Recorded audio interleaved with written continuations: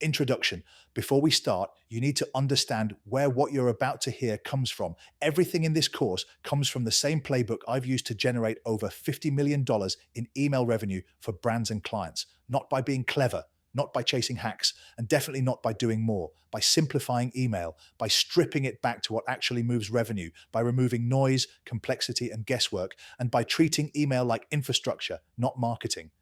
That simplification is what's enabled brands I work with to scale faster, operate calmer, and make what most people would call crazy money without living inside ad dashboards or burning their list. Now, most people come into email with the wrong expectation. They think email is about writing better emails. They think it's about clever subject lines, prettier designs, or sending more often. They think if they just improve email, revenue will follow. That's backwards. Email isn't a channel. It's infrastructure. And infrastructure doesn't care how motivated you are. It only cares whether it's built correctly. When email is weak, everything else in the business feels harder than it should.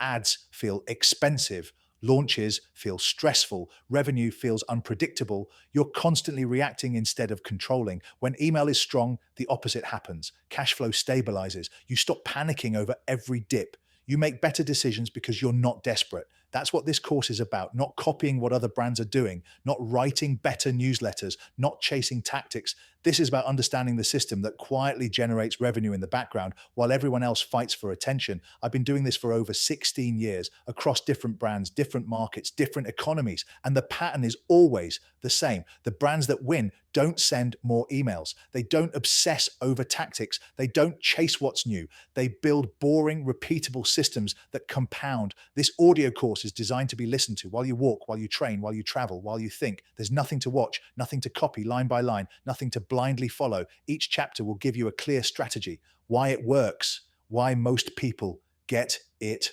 wrong, and one practical thing to think through and implement, not to make you an email expert, but to make you dangerous enough to see what's broken. And one last thing before we start.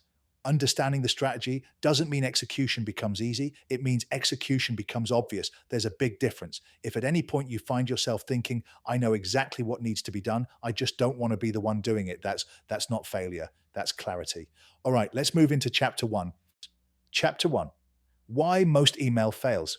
Most email doesn't fail because the tools are bad. It fails because there's no intent behind what's being sent. Brands don't sit down and decide what an email is supposed to do. They send because it's been a few days. They send because there's a product to promote. They send because someone said, we should email the list.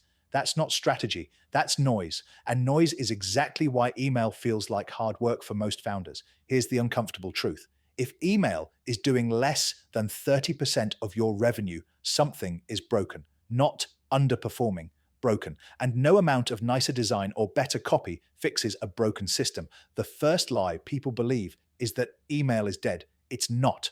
Bad email is dead. If you're sending emails that don't give the reader a reason to care, a reason to click, or a reason to act, of course it feels like email doesn't work. That's not the channel failing. That's execution failing. The second lie is just send more emails, and sending more of the wrong thing just burns the list faster. Frequency doesn't fix weakness. Force does. A strong email sent once will outperform 10 weak emails every time. And a weak email sent more often just teaches people to ignore you. Here's a line you need to remember. People don't unsubscribe because you email them too much. They unsubscribe because you waste their time. The third lie is that if someone doesn't open, they're not interested. That's lazy thinking. The inbox is chaos. People miss emails. They're busy. The subject line didn't land that day. Most purchases don't happen on the first touch. They happen on the third, fourth, fifth time the angle finally connects. So if something doesn't work the first time, you don't sulk. You adjust. You reframe. You send again. Now let's talk about the real reasons email fails. First, subject lines. Most subject lines are sleep aids. If your subject line sounds like a meeting invite or a newsletter, you've already lost.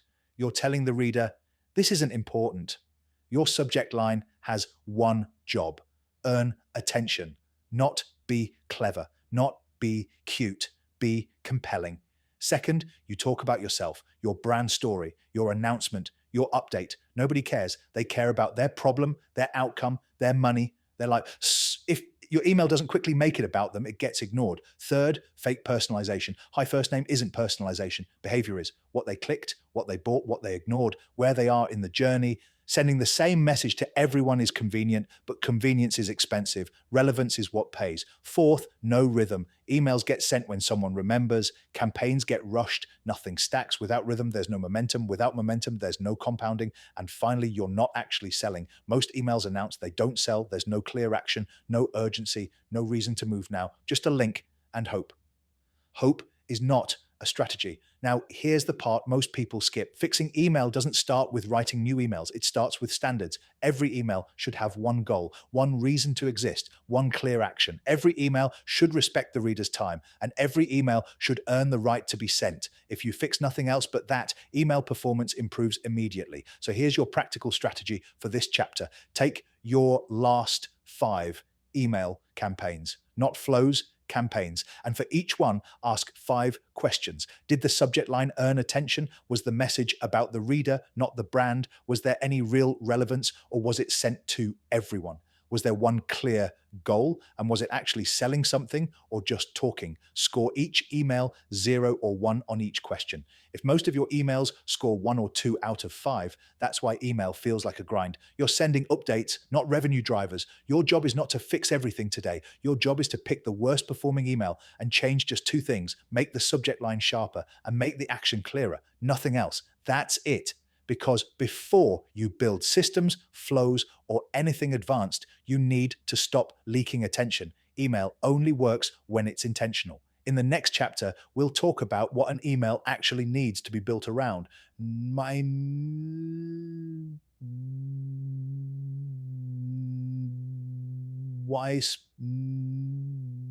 Most people get the structure wrong before they ever hit send. Chapter 2. What an email is actually built around. Most people think an email is built around a product. It's not. That's the mistake that ruins everything before it even starts. An email is built around one decision, not 10, not check this out, not here's a few options. One decision. When emails fail, it's usually because the sender never decided what they want the reader to do. So the reader doesn't decide either. Clarity always beats creativity. Every email that makes money is built around the same underlying structure, whether the brand realizes it or not. Attention, belief, action. That's it. If you don't earn attention, nothing else matters. If you don't build belief, attention is wasted. If you don't ask for action, belief goes nowhere. Most emails skip at least one of these. They jump straight to the product and hope the reader fills in the gaps. They won't. Attention comes first. This is where subject lines and opening lines matter. Not because they're clever, but because they create tension, something unfinished, something unexpected, something that makes the reader think, this might matter to me. If the first line doesn't pull them forward, the rest of the email is irrelevant. Once you have attention, you need belief. Belief is where most brands panic and over-explain. They list features, they add testimonials, they stack words hoping something sticks. Belief isn't built with volume. It's built with relevance. The reader needs to see themselves in the message, their problem, their frustration, their desire. When belief is there, selling feels natural. When it isn't, selling feels pushy. And then comes action. This is where most emails quietly die. No clear next step, no urgency, no reason to move now, just a link and a shrug. If the email doesn't clearly answer the question, what do you want me to do next? It hasn't done its job. Here's the important part. This structure doesn't make emails boring. It makes them effective. Creativity comes after structure, not before it.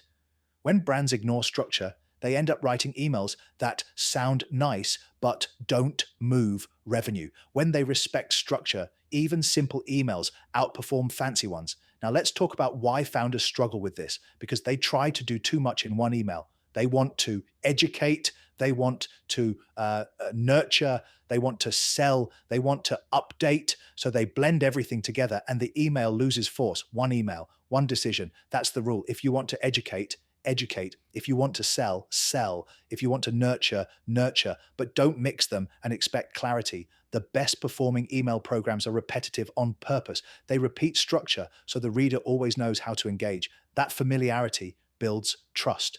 Now, here's where execution gets harder than it sounds. Deciding what an email is not going to do is more difficult than deciding what it will do. Saying no to extra links, saying no to extra products, saying no to extra messages. This is where founders lose discipline, and discipline is what makes email scale. So here's your practical strategy for this chapter. Take your last 3 emails. For each one, answer this question honestly. What single decision was this email built around? If you can't answer that in one sentence, the email was doing too much. Now pick one upcoming email you plan to send. Before you write anything, decide the decision. Is it to click? Is it to buy? Is it to read? Is it to reply? Write that decision down. Then remove anything in the email that doesn't support it. Not rewrite, remove. This one habit alone will make your emails sharper, clearer, and easier to execute consistently. In the next chapter, we'll talk about why sending emails manually will always cap your revenue and why automations, when done properly, change everything. A quick pause. If at any point you're listening to this and thinking, I can see exactly what needs to be done, but I don't want to be the one building it, that's where I come in. I run a done for you email service where we turn email into a predictable cash flow machine inside your business. We design the system, install it properly, and run it with discipline so it actually compounds. If that's what you want, reach out and we'll see if it makes sense. Chapter 3: Why manual email will always cap your revenue. Most brands rely on campaigns. They plan them, they write them, they send them, and then they wait. That alone tells you why email feels like work. Campaigns are reactive. They depend on memory, motivation, and time. And anything that depends on those three things will eventually break. If email revenue only happens when you remember to send something, you don't have a system, you have a habit. And habits disappear the moment things get busy. This is where automations come in. And this is also where most people misunderstand them. And automations aren't about being clever, they're about removing human inconsistency. An automation is simply an email that sends because someone did something. They signed up, they viewed something that they added to cart, they purchased, they didn't come back. That's it. The reason automations outperform campaigns is simple. They hit when intent is highest. Timing beats persuasion every time. When someone takes an action, their brain is already engaged. You're not interrupting them. You're continuing a conversation they already started. Campaigns interrupt, automations respond. That's why one well built automation can quietly make more money than dozens of campaigns sent at random. But here's where founders mess this up. They treat automations like a box to tick. They build a welcome flow once, they never touch it again. They assume it's working. Most welcome flows welcome and then disappear. They don't sell, they don't position, they don't move people forward. The same goes for post purchase emails, order confirmation, shipping update, and done. That's not a system, that's admin. Automation should do one thing above all else: move people from one stage of intent to the next, from curious to interested, from interested to buyer, from buyer to repeat buyer, from repeat buyer to loyal customer. If an automation doesn't move intent forward, it's dead weight. Now, here's the uncomfortable part.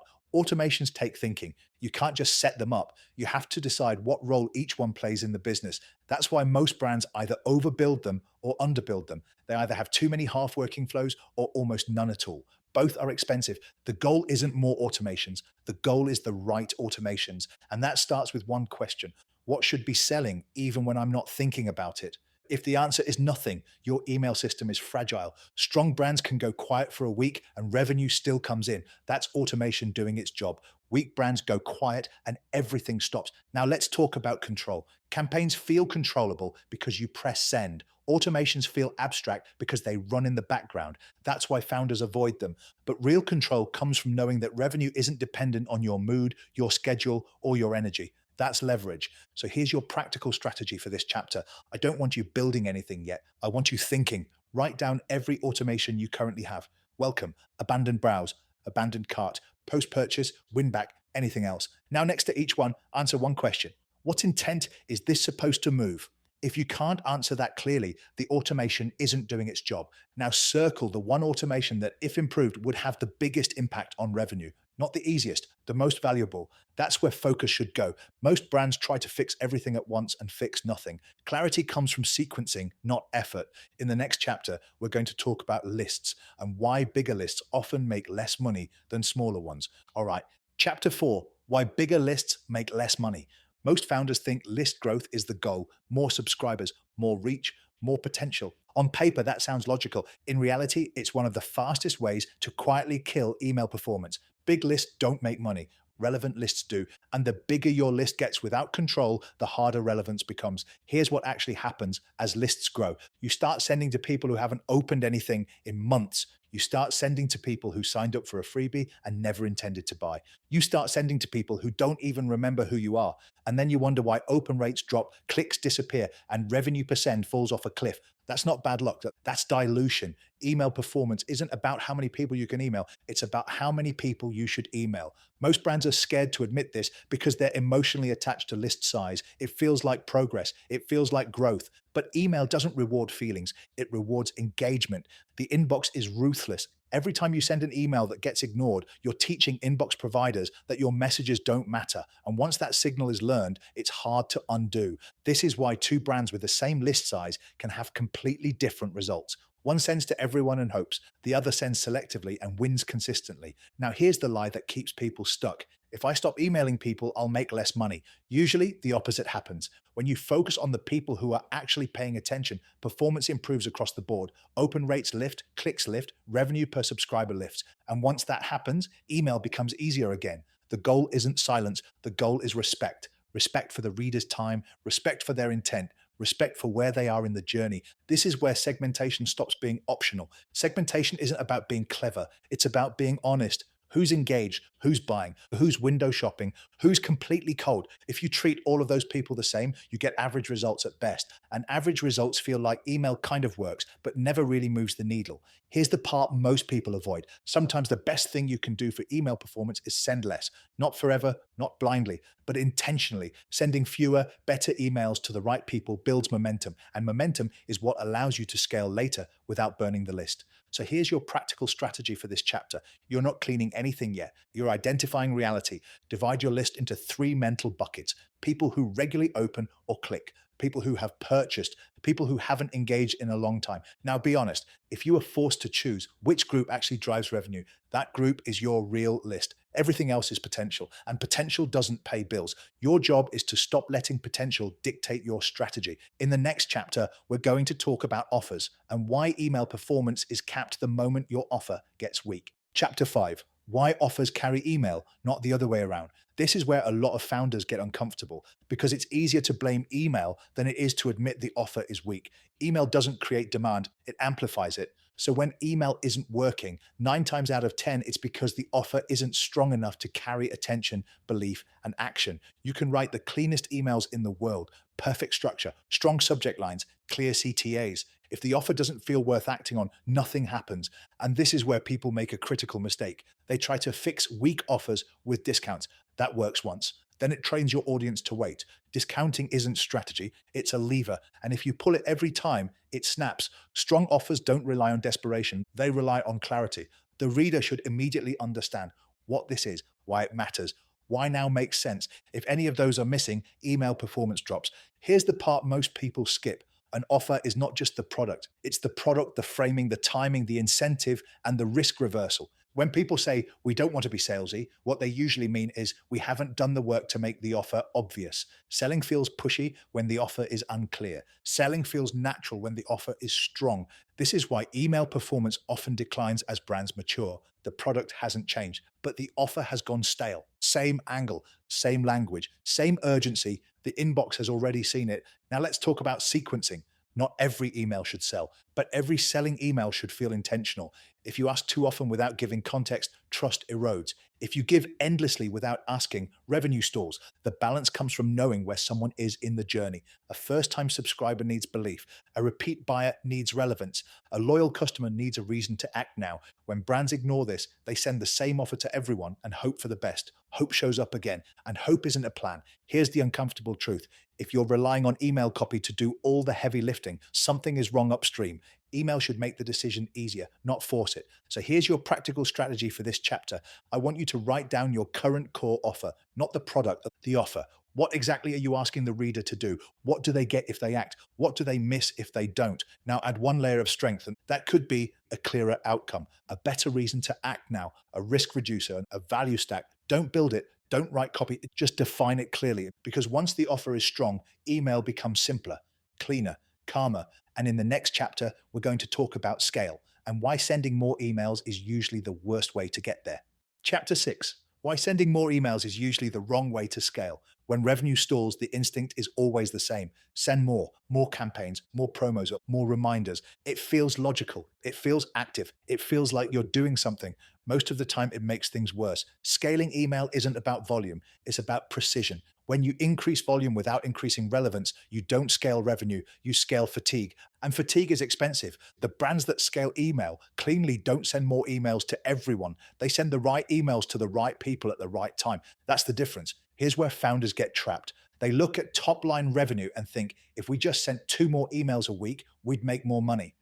What they don't see is the downstream cost: lower engagement, lower deliverability, more unsubscribes, more people tuning out. Email doesn't break immediately, it erodes slowly. By the time founders realize what's happening, performance feels off and they don't know why. Scaling properly starts with restraint. You earn the right to send more by proving relevance first. That relevance comes from segmentation, timing, and intent, not enthusiasm. Here's a simple rule that holds up over time. If an email wouldn't make sense for everyone on your list, it shouldn't be sent to everyone on your list. Most brands violate this constantly. They blast promotions to people who just bought. They send education to people ready to buy. They send urgency to people who aren't even aware. That mismatch kills scale. Now let's talk about rhythm. Scaling brands don't wake up and decide when to email. They operate on a predictable cadence. The list learns what to expect. Trust builds. Engagement stabilizes. Chaos doesn't scale. Systems do. The mistake founders make is trying to outsend problems instead of fixing what's underneath. If automations are weak, more campaigns won't fix it. If offers are stale, more emails won't save them. If the list is diluted, more volume accelerates decline. Scale exposes weaknesses. It doesn't hide them. Here's the mindset shift that matters. Instead of asking, how many emails should we send? Ask, where does more relevance exist? That might mean more segmentation, not more frequency, more intent-based sends, not more promos, more automation refinement, not more manual effort. This is how email grows without burning trust. So here's your practical strategy for this chapter. I want you to look at your last month of emails. Now answer one question, honestly. Which emails only worked because you sent them to everyone? If the answer is most of them, that's your ceiling. Now ask a better question. Which emails would have performed better if they'd gone to fewer people? That's where scale actually lives. In the next chapter, we're going to talk about discipline and why most email programs fail, not because of strategy, but because consistency collapses over time. Chapter 7, why most email systems collapse over time. Most email programs don't fail quickly. They fade. They start strong. They get attention. They show early wins. And then consistency disappears. Not because the strategy was wrong, but because discipline slipped. Email is one of the few channels that punishes inconsistency quietly. There's no alarm, no warning. Performance just drifts. One missed week becomes two. One rushed send becomes the norm. One "we'll fix it later" turns into never. And over time, the system decays. This is where most founders get frustrated. They've done email before, they've tried flows, they've sent campaigns, and it didn't stick. What they're really saying is this: they couldn't maintain it. Email doesn't need constant creativity, it needs consistency. And consistency is boring. That's why most people abandon it. They rely on motivation instead of structure. They treat email like a task instead of infrastructure. Infrastructure doesn't ask how you feel today, it just runs. The brands that keep email working long term don't have better ideas, they have fewer decisions, they don't wake up asking what to send, they already know. They don't debate whether to email this week, it's already scheduled. They remove friction before it appears. Now, here's the part that matters. Discipline doesn't come from willpower, it comes from design. If your email system requires you to constantly think, decide, and create from scratch, it will eventually fail, not because you're lazy, because you're human. The solution isn't more effort, it's fewer choices. This is where simple rules win. Rules like, we email on these days. These emails serve these purposes. These segments get these messages. Once rules exist, execution becomes mechanical. And mechanical is good. Mechanical systems scale. Emotional systems don't. Here's where founders sabotage themselves. They keep improving instead of maintaining. They chase optimization before stability. They rebuild instead of refining. Email doesn't need constant reinvention. It needs quiet maintenance, small improvements, consistent rhythm, clear ownership. This is unsexy work, and it's exactly why it pays. So here's your practical strategy for this chapter. I want you to write down one simple rule for your email program, not a goal, a rule. Something like, we send X type of email on Y day, or we never send without Z being clear. One rule you can actually keep, because discipline doesn't start with ambition, it starts with constraint. In the final chapter, we're going to talk about reality, what happens when email plateaus, what to do when performance dips, and why most founders panic at the wrong time. Chapter 8, what to do when email stops working. At some point, email will slow down, not crash, not die. Just stall, open rates flatten, revenue feels softer, things that used to work don't hit the same way. This is where most founders make the worst decisions. They panic. They assume email is burnt. They assume the list is dead. They assume they need a total rebuild. They don't. Email rarely breaks suddenly. It drifts, and drift is a signal, not a failure. The mistake is trying to fix everything at once. New copy, new offers, new cadence, new segmentation, all at the same time. That chaos makes it impossible to know what actually moved the needle. Here's the truth most people don't want to hear. When email slows down, it's usually because one of three things has happened. Relevance has dropped, offers have gone stale, or discipline has slipped. That's it. It's almost never because you need something new. It's because something foundational weakened. But instead of checking foundations, founders reach for novelty, new tools, new ideas, new tactics. Novelty feels productive. Diagnosis feels slow. Diagnosis is what works. Strong operators don't ask, what should we change? They ask, what changed? Did we start sending more broadly? Did we loosen segmentation? Did offers lose urgency? Did we skip steps we used to respect? Email performance is always telling you something. The problem is most people don't listen, they react. This is where experience matters, knowing when to leave something alone, knowing when to pull back instead of push, knowing when a dip is noise versus signal. That judgment doesn't come from a course, it comes from reps, which is why founders burn themselves out trying to self diagnose under pressure. They turn a small slowdown into a full reset. They break what was still working. Here's the mindset shift that saves time and money. Email doesn't need constant fixing, it needs occasional correction. And correction starts with restraint. Before changing anything, ask one simple question: what is the one thing that, if tightened, would make everything else easier? It's almost never everything. It's usually one thing: a segment that got too broad, a flow that stopped progressing intent, an offer that no longer feels timely. Fix that and momentum returns. Ignore it and you chase symptoms forever. So here's your final practical strategy. When email slows down, do nothing for 48 hours. No changes, no panic, no rebuilds. Instead, write down answers to three questions. What was working before? What changed recently? Where did we relax discipline? Those answers tell you what to fix, not guesses, not opinions, reality. And this is where I want to leave you. Understanding email strategy gives you clarity. Executing it consistently requires judgment. That gap is where most founders struggle, not because they're incapable, but because their time, focus, and risk tolerance are better spent elsewhere. If you've listened to this course and you can see exactly what needs to be done, but you don't want to be the one responsible for getting it right, that's not a problem. That's a decision. Email works when it's treated seriously, when it's owned, when it's executed with experience. This course gives you the thinking. What you do next is up to you. Before we finish, if you want this system built properly instead of experimenting your way through it, I offer a done-for-you email service. We don't do theory. We don't do templates. We build infrastructure that generates cash consistently. If you want email to stop being a marketing task and start acting like a revenue engine, contact me and we'll decide if working together makes sense. What happens next? You've now heard the full system, not tactics, not templates, not tricks, the thinking. You understand why email fails. You understand what emails are actually built around. You understand why automations matter, why lists dilute, why offers carry everything, why volume doesn't scale, and why discipline breaks most teams over time. If you're honest with yourself, you can probably already see where your own email system is leaking. That's the point. This audio course wasn't designed to turn you into an email technician. It was designed to give you clarity, clarity about what matters, clarity about what doesn't, clarity about why trying harder has never worked. And now you're at a fork. You can take this understanding and try to implement it yourself. Some people will. Most won't finish, not because they're incapable, but because execution requires time, judgment, and experience under pressure. 16 years of pattern recognition doesn't transfer through audio. What does transfer is awareness. If you're thinking, I know exactly what needs to be fixed, but also I don't want to risk getting it wrong, that's not hesitation. That's maturity. Email is infrastructure. Infrastructure rewards precision, and mistakes compound quietly. This audio course gave you the map. It shows you where the weight is. What happens next depends on how seriously you want to treat email inside your business. Some founders will keep experimenting, some will keep hoping, some will keep sending, and some will decide they want certainty instead of guesswork. There's no right answer. There is only the cost of indecision. What I can tell you is I've created over $50 million in email revenue for clients with this information. Whatever you choose, don't go back to treating email like an afterthought, because now you know better. That's it. Go crush it. Big love, Paul.